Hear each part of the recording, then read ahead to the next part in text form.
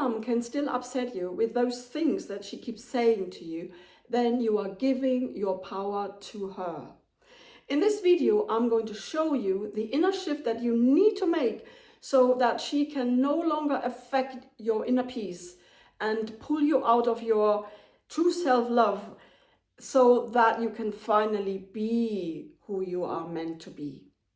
Hey, I am Carolina Cummins. I'm a self-love mentor and self-empowerment guide, and I'm here to show you those unresolved emotions that are still lingering in your body from childhood, and those false assumptions and the beliefs that you've taken on from your parents, your peers, your teachers, that were never yours and that you never really agreed to. So it's time to strip that away, what doesn't belong to you, and to finally shine your light again now.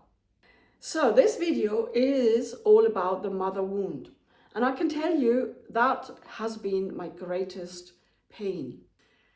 I had chosen a mom who would become my greatest teacher because she has always projected to me her opinions, her points of views, her upbringing, the stuff that she heard from society. And that's actually, by the way, that's what we all do, of course, because the way our mind is working, it's always cycling around what we think, what we've learned, what we experienced, what we've seen, what we believe. We can't help but projecting that onto anybody we speak to. You must have had conversations where you were just about to share an experience, share how you feel, and you were probably hoping for a listening ear. But then the person you are talking to is then turning it all around really quickly, pulling the microphone to themselves. Oh yes, I've had that experience too. That was really horrible, and blah, blah, blah, blah, and this is what I did, and da-di-da-di-dum. But actually, their experience has got nothing to do with you, right? And so this is exactly the same thing that happened in your childhood with your mom, possibly. I mean, I will make another video about the dad, but if you have a mother wound, if you felt like your mother has given you a lot of grief, a lot of lack of self-worth and lack of self-love, then this video is for you. So, because it was my biggest wound, I've actually learned over the years, it probably took me 45 years to realize that my mom was actually my teacher, because on a higher level, you see, on a soul level, I've come to this life and chosen her as my mom to really have these experiences, these conditionings that told me that I'm unlovable, not worthy, and not wanted. These were my perceptions. And then from that conditioning to find the way out again, to really embrace myself as I am, empathic, intuitive, very sensitive, very feeling, Cancerian person who doesn't really fit in very well with this society and the system. And she couldn't really endure the ego mind's energy. And that's actually what I was, that what my mom projected onto me, like we all do. So, things like when she says like, oh, who do you think you are? You're the center of the universe? So it's like pointing to me that I should say nothing, I should fit in, I should be quiet, I shouldn't cry like I did. And with that, projection of what she was thinking, I thought that I was unworthy, because she was always indirectly telling me that the way I wasn't any good. Nobody could love that, the way I was. Although she never said it like that, and she probably didn't mean it like that, but unconsciously, and this is the point, when we unconsciously project our experiences, our beliefs, our thoughts, our assumptions, then we are not present with that person. She was not seeing me. She didn't understand me. She didn't tune into what was I saying. She just said, oh, don't cry all the time, be positive, grow up, get over it, and stuff like that. So she was showing me, teaching me to not dwell in my feelings. And now, it's actually only in the last few months, we've had a really nice deep talk where she said, yeah, I was always trying to not feel this deep pain inside of me. That's what she spent a lot of energy on. And she still does, unfortunately. And therefore, she could not allow me to feel my feelings. And to me, that was devastation, because my feelings were actually my superpowers. They were my guides. They were my roadmap in life. And I never learned to listen to, to my body when it gave me alarm signals. Don't do anything with that person. They will rip you off. And I've had those feelings. I've had a sinking in the tummy after I signed up for a coaching course. And again, it was completely the wrong thing. Luckily, I got a third of my money back. And, because nobody ever told me that those inner signs that the body is giving us are our guidance. So I was basically told to not listen to the feelings. They are painful. They are something you don't want. And maybe you can relate to that. And I am guessing you are also empathic and heart-centered, and your outlook in life is that you're wishing that everybody would be more understanding, more loving, and more listening to each other. And then we would have more love and less ego.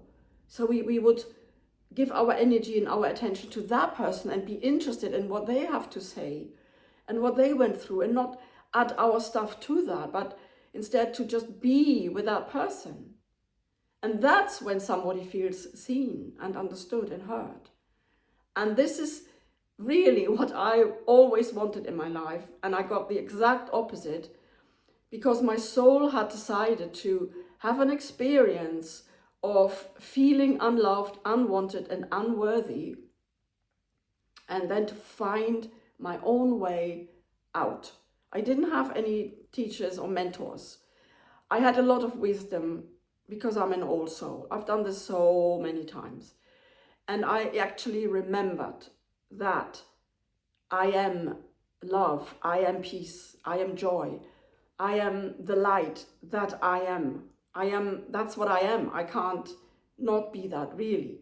But the conditioning that comes along is stronger. It's like a hood over my core, my being, my light. And then the more conditioning comes onto it from parents, grandparents, teachers, peers, the less I can feel myself, and the less I believe in myself, because the others are so much stronger, because we experience the environment with our senses. And when we're experiencing other people, what they're saying and thinking, with an emotional impact, because either they say it very strongly, or because what they are saying is giving us fear or guilt or shame, then we take it on. It's like an imprint. If there is a strong emotion with it, whatever we are learning from others, it imprints in our body. And as children, we don't have the capacity to even think about asking, is this actually true what my mom says there? We just take it on. We are like sponges, because our brain is open in delta state, in the delta state, and it's, which is like a sponge. It hasn't got the conscious awareness, the intellect that says, hang on, that's rubbish. So most of the time, there is times when we do have that, because whatever the consequences would be of that thing that, like my grandma used to tell me, all men are bad. And I just didn't take that on because it wasn't my learning, you know, it wasn't what I wanted to experience, that I have bad relationships with men, or cruel ones, or narcissistic ones, or something like that, you know, that never happened. So you get what you want to learn on a soul level. So the insight here is to, when you get triggered from your mom, like she says something to you, oh, you're so lazy, or you always get it wrong, this is wrong, you don't do it like that, or stop being so sensitive, stop being so loud. Whatever she says to you, she's trying to change you, right? She's trying to make you into a different person. She's not accepting you. And that's always painful because we are not allowed to be our true selves. In that moment, zoom out a little bit. I mean, now you're an adult, you can do that, right? So zoom out and look at her. Where is she coming from? Why is she saying all men are bad? Because it was her experience. She wants to protect me from men because that's what she maybe wanted to have. But it's actually hindering me. So see that everything she's sharing with you, she's telling you, and she might tell you something, that is how it is, that's reality. Well, reality gets created through our beliefs and our consciousness and through our perception. So if I don't take on her perception, I'm going to create a different reality from hers. So she's telling me about her perceptions and I don't need to take it on. And I remember really seeing my mom for who she was, where she came from, all the experience that she'd gone through, being born in the war, having to flee her home country, coming here to Germany, and her parents had to settle here. Well, actually her mom, she didn't even have her father. So it's a lot she had to carry, and it's a lot she had to stuff away, and emotions were the last thing that anybody was interested in. So she gave me her experience, her whole package, her whole conditioning. And we all do that unless we become aware of that. So the minute I saw her for who she was, my heart opened to her. And I could understand, and as I realized, well, my mom needs my love more than I need hers. All my life I wanted her to see me and to praise me and to see my value and my worth. I would have loved that so much because I thought I had zero value to give and nobody wanted me. That's the biggest shift I can tell you I've had, to truly see what I took on had nothing to do with me. It was only my mother's stuff. And then I actually felt almost like a cord was cut between us. And so her energy wasn't seeping into mine anymore. And she stayed as she was for me, you know, more in her realm, in her bubble, and I had my own bubble all around me. So I was more being myself now. From that moment on, if she implied that I was doing something wrong, I realized that's how she would do it, but I do it this way. And I even told her, this is how I do it, and it works pretty well for me.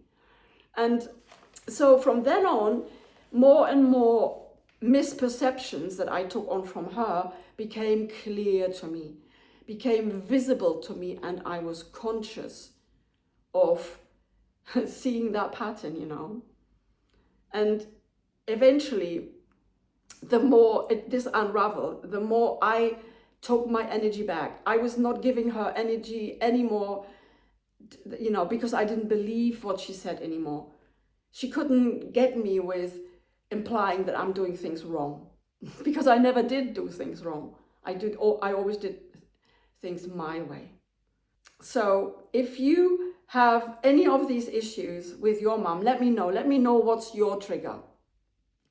I'd really love to know, because I mean that I can make a video about it. And if you have a question, please do ask me. Why this is so important to see this shift, because it's the beginning of coming back to your core, to your heart. Because if you still believe in what other people tell you, you're always out there. You're never here in your heart with yourself. But that's where your power lies. And that's where your protection is, that you don't really need. Because when you're sending out love, the minute I could see my mom for who she was and what she'd been through, I felt love and compassion. So there's no more fighting her or trying to get away from her energy in my field, you know. I could just send her love and embrace her as she is. And the same way I could embrace myself, because I no longer believed that I was wrong or too sensitive or too loud or whatever.